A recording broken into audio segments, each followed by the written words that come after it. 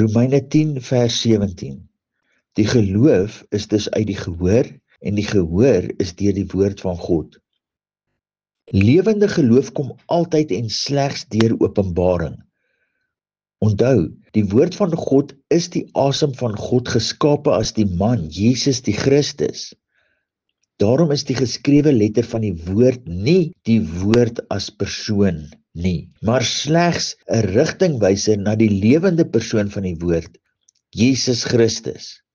Die doel van die vleeswording van die woord is om die seun van God te wees as die hoof in alles. Die triomferende priester, koning en verlosser wat alles terugbring in God se oorspronklike intensie en plan.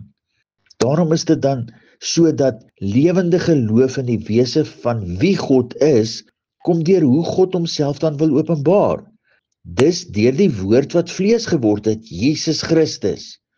Geloof is uit die gehoor van Jesus se verkondiging en gehoor wat verkondig is deur die Geeswoord se vleeswording Jesus. Ons hoor die Seun van God openbaar God.